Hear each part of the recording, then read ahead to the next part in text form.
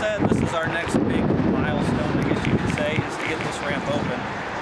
If all goes well, if the weather holds for us, we're planning to open this on Monday. It's going to be a three-step process, you could say. This ramp will open, which takes 75 south to 6815, and then that'll be step one. Step two will be the existing loop ramp, which is the one that's right over here. That will close. That's step two. And then step three is that we close the existing 6815 to 75 south ramp. The 6815 to 75 south, that ramp closes and will be closed for the remainder of our project.